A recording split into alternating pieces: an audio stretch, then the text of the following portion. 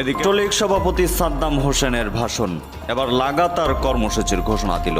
1 তারিখ থেকে ঢাকায় কিয়ামত শুরু, আবারও উত্তাল হতে যাচ্ছে সরকার পতনের আন্দোলনে। মানে কি করতে চলেছেন আপনারা?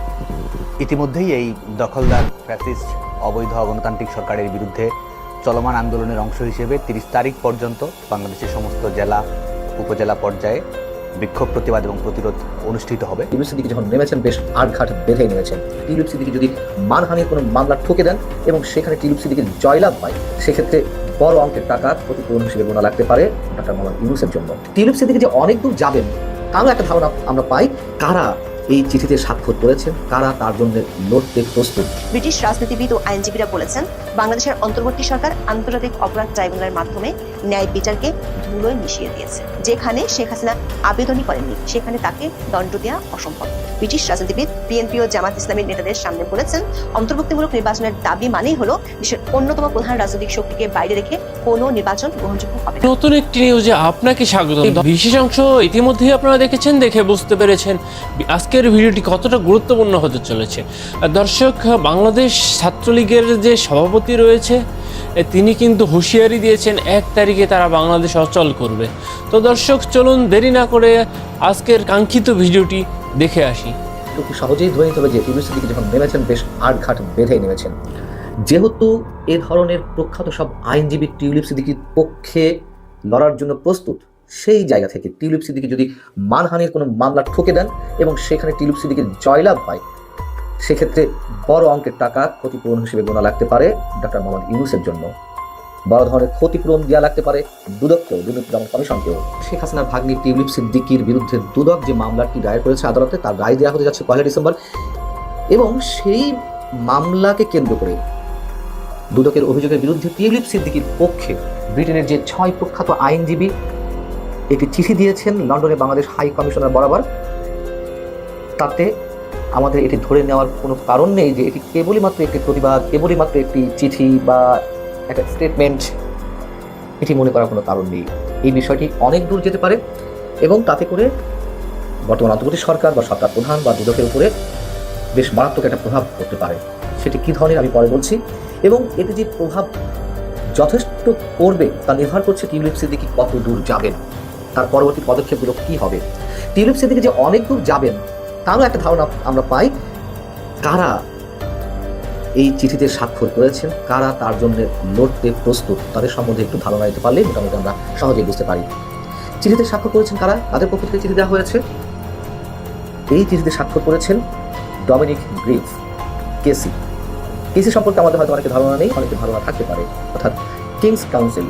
কিংস কাউন্সিল আগে ছিল কুইন্স কাউন্সিল, যেহেতু ব্রিটেনের রানী শাসিত ছিল বা রানীর সর্বোচ্চ পদমর্যাদা ছিল, শাসিত ঠিক নয়, এখন তো রাজা চার্লস, সেহেতু এখন বলা হয় কিংস কাউন্সিল, অর্থাৎ সর্বোচ্চ উপাধিপ্রাপ্ত আইনজীবী পেশায় সিনিয়র লয়ার হিসেবে। এই ডমিনিক গ্রিভ আবার একজন সাবেক অ্যাটর্নি জেনারেল, যিনি কাজ করেছেন 2010 থেকে 2014 সাল পর্যন্ত। এবং ডেভিড ক্যামেরন, আপনারা বুঝতেই পারছেন, কনজারভেটিভ পার্টির যিনি প্রধানমন্ত্রী ছিলেন সেই সময়, তার সরকারের সময়। আরেকজন রয়েছেন রবার্ট বাকল্যান্ড, তিনিও কেসি এবং যথারীতি তিনিও একজন সাবেক অ্যাটর্নি জেনারেল। রয়েছেন ডেভিড রক, কনজারভেটিভ পার্টির সাবেক বিচারমন্ত্রী, জাস্টিস সেক্রেটারি। আমাদের মনে রাখা দরকার যে টিউলিপ সিদ্দিকী লেবার পার্টির সংসদ সদস্য এই মুহূর্তে। যখন তিনি পদত্যাগ করলেন তার আগে কোন পদে ছিলেন, কোথা থেকে পদত্যাগ করলেন, তিনি ব্রিটেনের অর্থ মন্ত্রণালয়ের সিটি মিনিস্টার ছিলেন। কিন্তু তার পক্ষে আছেন কারা, তার নিজ দলের লোকেরা আছেন বটেই, একই সঙ্গে বিরোধী দল কনজারভেটিভ পার্টির অনুগত বা এই সময় কাজ করা বাঘা বাঘা আইনবিদ, এমনকি সাবেক বিচারমন্ত্রীও রয়েছেন। চেরি ব্লেয়ার, তিনিও কেসি। নামটা শুনেই বুঝতে পারছেন যে লেবার দলের সাবেক প্রধানমন্ত্রী টনি ব্লেয়ারের স্ত্রী। রয়েছেন প্রফেসর ফিলিপ স্যান্ডস, তিনিও কেসি, কিংস কাউন্সিল। এবং জেফ্রি রবার্টসন একইভাবে তিনিও কেসি। অতএব আমাদেরকে একটু সহজেই ধরে নিতে হবে যে টিউলিপ সিদ্দিকী যখন নেমেছেন বেশ আটঘাট বেঁধে নেমেছেন। এখন বিষয় হচ্ছে যে কী ধরনের প্রভাব পড়তে পারে বর্তমান সরকার, সরকার প্রধান কিংবা দুদকের উপরে।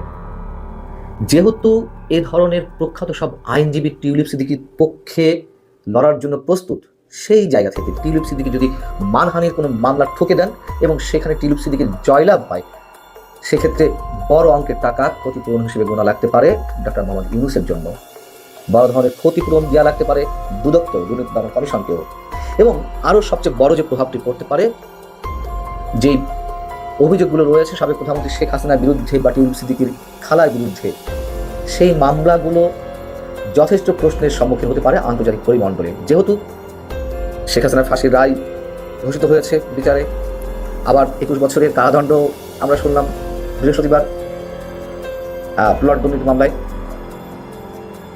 এইগুলো নিয়ে এরই মধ্যে প্রশ্ন উত্থাপিত হয়েছে আন্তর্জাতিক পরিমণ্ডলে, বিভিন্ন মানবাধিকার সংগঠন এমনকি জাতিসংঘের পক্ষ থেকেও নানান ধরনের প্রশ্ন উত্থাপিত হয়েছে। সেই সব জায়গা থেকে এটি আরও বেশি এস্টাবলিশড হওয়ার সম্ভাবনা রয়েছে যে শেখ হাসিনার বিরুদ্ধে যে মামলাগুলো, টিউলিপ সিদ্দিকীর বিরুদ্ধে মামলা সহ এর সবই বাংলাদেশে এগুলো পরিচালিত হচ্ছে অনেক বড় বেশি প্রতিহিংসার জায়গা থেকে। এবং সবচেয়ে গুরুত্বপূর্ণ যেই বিষয়টি টিউলিপ সিদ্দিকীর পক্ষে যুক্তি হিসেবে উপস্থাপন করা হয়েছে এই চিঠিতে, তা হচ্ছে তিনি তো পলাতক নন, তিনি ব্রিটেনের নাগরিক, ব্রিটেনে তার জন্ম, ব্রিটেনে তিনি রাজনীতি করছেন, ব্রিটেনের বর্তমান সংসদ সদস্য, ব্রিটেনের সরকারের মন্ত্রী পরিষদেও তিনি ছিলেন। এখানে যে কথাটি বলা হচ্ছে তা হচ্ছে এরকম যে মিসেস সিদ্দিকীর বিরুদ্ধে যে অভিযোগ দায়ের করা হয়েছে, সেই অভিযোগ এবং প্রমাণের সাথে সম্পর্কিত কোনো তথ্য উপস্থাপন করা হয়নি, বরং মিডিয়া রিপোর্ট থেকে দেখা যাচ্ছে যে যদিও তিনি যুক্তরাজ্যে জন্মগ্রহণ করেছিলেন এবং তার প্রাপ্তবয়স্ক জীবন এখানেই কাটিয়েছেন, তবু তার সাথে এমন আচরণ করা হচ্ছে যেন তিনি একজন বাংলাদেশি নাগরিক এবং বাংলাদেশে বসবাস করছেন। এই যে বক্তব্যগুলো, তার মধ্যে আলাদা একটা টোন আমরা লক্ষ্য করতে পারি। বাংলাদেশ সরকার ধরে নিয়েছে যে টিউলিপ সিদ্দিকী বাংলাদেশের নাগরিক, কিন্তু ব্রিটেন সেটি কোনোভাবেই সেই দৃষ্টিতে দেখছে না। তারা মনে করছে তাদের সরকারের সাবেক একজন মন্ত্রী বা বর্তমান সংসদ সদস্যের বিরুদ্ধে বাংলাদেশের প্রতিহিংসার জায়গা থেকে বাংলাদেশের বর্তমান অন্তর্বর্তী সরকার এই মামলাগুলো পরিচালনা করছে বা অভিযোগগুলো দায়ের করেছে। এখানে বলা হচ্ছে যে তার সাথে এমন আচরণ করা হচ্ছে যেন তিনি একজন বাংলাদেশি নাগরিক এবং বাংলাদেশে বসবাস করছেন, এবং খুব অদ্ভুত যুক্তি, মানে অদ্ভুত ঠিক নয়, খুব জোরালো যুক্তি তুলে ধরা হয়েছে। তিনি যেসব নথিপত্র দেখেননি সেগুলি প্রসিকিউশন কর্তৃক বাংলাদেশের ঠিকানাগুলোতে পাঠানো হয়েছে, যেগুলোর সম্পর্কে তার কোনো জ্ঞান বা সংযোগ নেই বলে তিনি দাবি করছেন। অর্থাৎ টিউলিপ সিদ্দিকীর বিরুদ্ধে যে অভিযোগ বা নানান ধরনের নথিপত্র কোথায় পাঠানো হয়েছে, বাংলাদেশের কোনো একটি ঠিকানাতে টিউলিপ সিদ্দিকী একটি ঠিকানা পাওয়া গেছে বা দুদক মনে করেছে এটি তার ঠিকানা, সেগুলো তাদের নথিপত্রে সংযুক্ত করা হয়েছে এবং সেখানে যাচ্ছে। বলা হচ্ছে যে এই নথিপত্রগুলির জবাব দিতে এবং আদালতে হাজির হতে না পারার কারণে দুদক এবং প্রসিকিউশন এই সিদ্ধান্ত উপনীত করেছে যে মিসেস সিদ্দিক একজন পলাতক এবং অনুপস্থিতি তার বিচার করা যেতে পারে। এই ধরনের প্রক্রিয়া কৃত্রিম এবং মামলা পরিচালনার একটি কল্পিত এবং অন্যায্য উপায়। যেহেতু তিনি যুক্তরাজ্যে থাকেন এবং যুক্তরাজ্যের একজন নাগরিক, তাই তিনি স্পষ্টতই পলাতক নন। তিনি একজন নির্বাচিত সংসদ সদস্য যার সাথে হাউস অব কমন্সে যোগাযোগ করা যেতে পারে। মানে বলা যাচ্ছে যে সরকার যে আসলে এগুলো ইচ্ছাকৃতভাবে তাকে জবাব দেওয়ার সুযোগ দেওয়া হচ্ছে না, তিনি যাতে মামলায় লড়তে না পারেন সেই সুযোগগুলো দেওয়া হচ্ছে না। তিনি তো ব্রিটিশ এমপি, এটি বাংলাদেশ সরকার খুব ভালোভাবেই জানার কথা, সবাই জানে। তাহলে ব্রিটিশ পার্লামেন্টে তার ঠিকানা কেন পাঠানো হয়নি তার চিঠিপত্রগুলো? তারা বলছেন এই 6 প্রখ্যাত আইনজীবী, যদি তার প্রত্যর্পণের জন্য উপযুক্ত কারণ থাকে তবে অভিযোগের মুখোমুখি হওয়ার জন্য তাকে বাংলাদেশে প্রত্যর্পণ করা হবে। যে যথাযথ প্রসিডিউর মেনে তার বিরুদ্ধে যত যা অভিযোগপত্র সব পাঠানো হোক, তাকে না করা হোক, এবং তিনি প্রস্তুত, তাকে পাঠানো হবে, আমরা তার হয়ে লড়ব। যুক্তরাজ্যের পার্লামেন্ট সদস্য টিউলিপ সিদ্দিকীর বাংলাদেশের নাগরিকত্ব রয়েছে, একথা আবার দুদক গণমাধ্যমে জানিয়েছে। এর আগে দুদকের আইনজীবী যুক্তরাজ্য ভিত্তিক যে প্রভাবশালী গণমাধ্যম ফিনান্সিয়াল টাইমসকে এই তথ্য আগে জানিয়েছিল। যদিও টিউলিপ বলে আসছেন যে বাংলাদেশে তার কোনো নাগরিকত্ব নেই, এবং এটা খুব সহজে বোঝা যায় যে এই ধরনের কোনো কিছু যদি থাকতো তাহলে তিনি সেখানে রাজনীতি করতে পারতেন না। এত সহজ না বিষয়গুলো। এছাড়া ওই চিঠিতে আরও অনেক বিষয় উল্লেখিত হয়েছে যেগুলো আপনারা এর মধ্যে জেনেছেন, যে তাকে মামলার জন্য ন্যূনতম অধিকারটুকু দেওয়া হয়নি এবং তার আইনজীবী নিয়োগের সুযোগ দেওয়া হয়নি। তিনি যে আইনজীবী নিয়োগ দিয়েছিলেন তাকে গৃহবন্দী করে রাখা হয়েছে, তাকে তার মেয়েকে হত্যার হুমকি দেওয়া হয়েছে, এরকম আরও বেশ কিছু অভিযোগ করা হয়েছে। শেষে এখানে বলা হচ্ছে যে ক্ষমতাসীনরা দুদকের পক্ষ থেকে বা সরকারি দল তো নয়, মানে সরকারের কর্তা ব্যক্তিদের মধ্য থেকে অনেকে এমন সব মন্তব্য দিনের পর দিন অসংখ্যবার গণমাধ্যমে করা হয়েছে, এমনকি ডক্টর মোহাম্মদ ইউনূসও করেছেন টিউলিপ সিদ্দিকীর বিরুদ্ধে অযাচিত মন্তব্য। তাতে করে এই 6 প্রখ্যাত আইনজীবী মনে করছেন যে এটি কোনোভাবে, এই বিচার প্রক্রিয়া কোনোভাবে নিরপেক্ষ এবং হস্তক্ষেপ মুক্ত নয়। লন্ডনের হাউস অব লর্ডসের সেমিনার কক্ষে অনুষ্ঠিত এক সেমিনারে ব্রিটিশ রাজনীতিবিদ ও আইনজীবীরা বলেছেন, বাংলাদেশের অন্তর্বর্তী সরকার আন্তর্জাতিক অপরাধ ট্রাইব্যুনালের মাধ্যমে ন্যায় বিচারকে ধুলোয় মিশিয়ে দিয়েছে। দর্শক, যেন তেন আইনজীবী নয়, এই কথাটি বলেছেন নামকরা ব্রিটিশ আইনজীবী জন ক্যামিক, যিনি 2011 সালে বাংলাদেশের আন্তর্জাতিক অপরাধ ট্রাইব্যুনালে মানবতা বিরোধী অপরাধে জামাত ইসলামের শীর্ষ নেতাদের বিরুদ্ধে মামলার আইনজীবীদের একজন ছিলেন। আবার একই অভিযোগ তুলে ধরেছে আন্তর্জাতিক মানবাধিকার সংস্থা ও বিদেশি নামকরা আইনজীবীরা। প্রশ্ন উঠেছে, বাংলাদেশের অন্তর্বর্তী সরকার আমলে বিচার কি আইনের গতিতে চলছে, নাকি রাজনীতি তার থেকেও দ্রুত দৌড়াচ্ছে? আইসিটি থেকে জেরা খান পান্নার সরে আসার ঘোষণা। আন্তর্জাতিক অপরাধ ট্রাইব্যুনালে শেখ হাসিনার বিরুদ্ধে মানবতা বিরোধী অপরাধের মামলায় তার স্টেট ডিফেন্স হিসেবে নিয়োগ পাওয়ার কথা ছিল জ্যেষ্ঠ আইনজীবী জেরা খান পান্নার, কিন্তু ফেসবুক লাইভে এসে সবাইকে অবাক করে দিয়ে সরে দাঁড়ানোর ঘোষণা দিলেন অ্যাডভোকেট পান্না। শুধু সরে যাওয়ার ঘোষণাই দেননি, সাথে কারণ হিসেবে তুলে ধরেছেন গভীর আইনি ও নৈতিক প্রশ্ন। প্রথমত পান্না বলেছেন, তিনি দেখলেন শেখ হাসিনায় এই আদালতের প্রতি আস্থা নাই। তার মতে, যে আদালতের প্রতি বঙ্গবন্ধু কন্যার আস্থা নেই, সেখানে তাকে ডিফেন্ড করা উচিত না, এটা অনৈতিক। একজন আইনজীবী যখন দেখেন তার মক্কেল বিচারকের প্রতি আস্থাহীন, তখন তিনি সরে দাঁড়ানোকে নৈতিক সিদ্ধান্ত হিসেবে তুলে ধরেছেন। ট্রাইব্যুনালে শেখ হাসিনার বিরুদ্ধে মামলার বিচার এবং মৃত্যুদণ্ডের রায় নিয়ে আন্তর্জাতিক অঙ্গনে ব্যাপক সমালোচনার প্রসঙ্গ তুলে ধরেন। আদালতের সঠিক উপায়ে অভিযুক্তকে ডিফেন্ড করার অবস্থা আছে কি না তা নিয়েও জানান সংশয় প্রধান, এমন অবস্থায় মামলা জড়িত হয়ে কোনো লাভ নেই। দর্শক, অ্যাডভোকেট পান্নার এই পদক্ষেপ বিচারিক প্রক্রিয়ার উপর একটি বড় প্রশ্ন এঁকে দিল।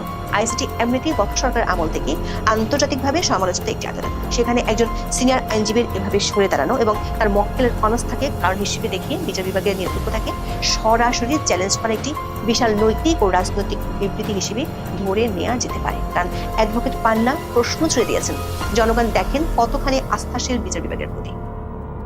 দর্শক, জেরা খান পান্না এমন এক সময় এসব গুরুতর অভিযোগ তুলে সরে দাঁড়ালেন যখন আইসিটি নিয়ে সমালোচনার পাহাড় দেখা যাচ্ছে আন্তর্জাতিক মহল। এই রায় বাংলাদেশের বিভাজনকে আরো উস্কে দিতে পারে বলে আশঙ্কা করছে প্রভাবশালী মানবাধিকার সংস্থাগুলো। বিচার প্রক্রিয়া গুরুতর দুর্বলতার অভিযোগ তোলা হয়েছে। সমালোচনার মিছিলে যোগ দিয়েছে অন্তর্বর্তী সরকারের ঘনিষ্ঠ হিসেবে পরিচিত আন্তর্জাতিক সংস্থাগুলো। হিউম্যান রাইটস ওয়াচের মতো প্রভাবশালী মানবাধিকার সংস্থা শেখ হাসিনাকে বাংলাদেশে প্রত্যার্পণ না করার জন্য ভারতের প্রতি সরাসরি আহ্বান জানিয়েছে। জাতিসংঘ বলছে, অভিযুক্তদের অনুপস্থিতিতে বিচার করে মৃত্যুদণ্ড দেওয়ার কারণে আন্তর্জাতিক মান পূর্ণ হয়েছে। আবার শেখ হাসিনার মৃত্যুদণ্ডের রায়কে চ্যালেঞ্জ করে জাতিসংঘে যাওয়ার ঘোষণা দিয়েছে ইন্টারন্যাশনাল কাউন্সিল অফ জুরিস্টস। রায় নিয়ে অ্যামনেস্টি ইন্টারন্যাশনাল প্রশ্ন তুলেছে। আন্তর্জাতিক সম্প্রদায়ের এসব উদ্বেগ মূলত ন্যায্য বিচার বা ফেয়ার ট্রায়াল নিশ্চিত করে এবং বিচারিক প্রক্রিয়ার পদ্ধতিগত ত্রুটিগুলো নিয়ে। ক্ষমতাচ্যুত রাজনৈতিক নেতার ক্ষেত্রে এই ধরনের রায় আন্তর্জাতিক মানদণ্ড পূরণ করছে কি না, সেটাই এখন তাদের কাছে মূল প্রশ্ন। আন্তর্জাতিক মহল বাংলাদেশের বিচারিক প্রক্রিয়াকে অতীতের রাজনৈতিক প্রতিহিংসার মামলা হিসেবে দেখতে শুরু করেছে।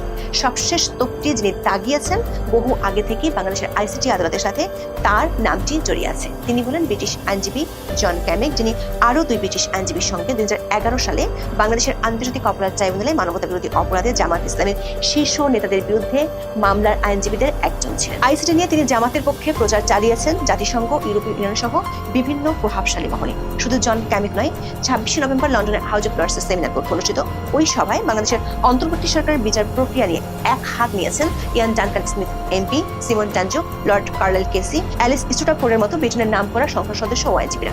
সেমিনারটিতে জন ক্যামিক বলেছেন, অধ্যাপক ইউনূসের অন্তর্বর্তীকালীন সরকারের সামনে নতুন কিছু করার সুযোগ ছিল। তারা শেখ হাসিনার বিরুদ্ধে দেশি আইনের অধীনে দেশি আদালতে মামলা করতে পারত। দুর্ভাগ্যবশত মনে হচ্ছে শেখ হাসিনার উপর বিচার চাপিয়ে দেওয়া হয়েছে, যেটাকে বিজয়ী ন্যায় বিচার বলে। অন্তর্বর্তী সরকার আইসিটিকে ধুলোয় মিশিয়ে দিয়েছে অভিযোগ করে তিনি বলেন, কিন্তু তাতে বাংলাদেশি জনগণের কাছে ন্যায় বিচার আসেনি। সাম্প্রদায়িক সহিংসতা, ধর্মীয় স্থানগুলোতে ক্ষয়ক্ষতি, আওয়ামী লীগের উপর নিষেধাজ্ঞার ইঙ্গিত দেয় 2024 সালের বিদ্রোহ কেবল দুষ্ট চক্রের আরেকটি মোড়। অন্তর্বর্তী সরকার পরে কার্যকরভাবে আরেকটি একদলীয় সরকার হওয়ার সম্ভাবনা তৈরি হচ্ছে ফেব্রুয়ারি নির্বাচনের মাধ্যমে। বাংলাদেশে মতবিরোধ যত ব্যাপক হবে, জাতি তত বেশি অস্থির ও হিংস্র হয়ে উঠবে বলে সতর্ক করেন ব্রিটিশ আইনজীবী জন ক্যামিক। বলেন, দেশ অস্থিতিশীল হলে বিনিয়োগ কমবে, আর কম প্রবৃদ্ধি দারিদ্র সৃষ্টি করে, যা ভিন্নমত বৃদ্ধি করে এবং চক্রটি সর্পিলভাবে নিচে নেমে আসে, যতক্ষণ না পরবর্তী সংকট দেশকে আরো অস্থিরতার মধ্যে ফেলে। দর্শক, শুধু বিচার নিয়ে অসন্তোষী নয়, আটলান্টিকের ওপারে এই সেমিনার থেকে আরেকটি বার্তা অধ্যাপক ইউনূসের জন্য দেওয়া হয়েছে। সেটি হলো, নির্বাচনটা যেন সবার জন্য হয়। সেমিনারে প্রভাবশালী কয়েকজন ব্রিটিশ রাজনীতিবিদ বিএনপি ও জামাত ইসলামীর নেতাদের সামনে বলেছেন, অন্তর্ভুক্তিমূলক নির্বাচনের দাবি মানেই হলো দেশের অন্যতম প্রধান রাজনৈতিক শক্তিকে বাইরে রেখে কোনো নির্বাচন গ্রহণযোগ্য হবে না। যে বার্তাটি এরই মধ্যে কমনওয়েলথ সহ অনেকেই সরকারকে দিয়েছে। দর্শক, একদিকে বিচার প্রক্রিয়া নিয়ে আন্তর্জাতিক মহলের বড় বড় প্রশ্ন, ঠিক তার মধ্যে নৈতিকতা ও ন্যায় বিচার নিয়ে প্রশ্ন তুলে সরে গেলেন জেরা খান পান্না। বিষয়টি এমন এক সময় হচ্ছে যখন সরকার বলছে বিচার ও নির্বাচন দুটোই তারা বলে, কিন্তু সেই নির্বাচনের গ্রহণযোগ্যতা নিয়ে সরকারের মৃত্যুটাই প্রশ্ন তুলছে। ব্যাপারটা অনেকটা সেই রোলার কোস্টারের মতো, যার ব্রেক ফেল করেছে। কখন কোথায় গিয়ে থামবে কেউ জানে না। সামনে হয় রাষ্ট্র সংস্কার হবে, না হয় অস্থিরতা বাড়বে। তবে সামনে যাই হোক, দেশের অস্থিরতা বাড়াতে সিদ্ধান্ত সরকারের জন্য যে আপাতত অস্বস্তি তৈরি হয়েছে সেটা বলাই পারে। এতক্ষণ না টেনে ভিডিওটি সম্পূর্ণ দেখার জন্য আপনাদেরকে ধন্যবাদ। দর্শক, যদি ভিডিওটি ভালো লাগে তাহলে একটি সাবস্ক্রাইব এবং লাইক, কমেন্টস এবং শেয়ার করবেন। ধন্যবাদ।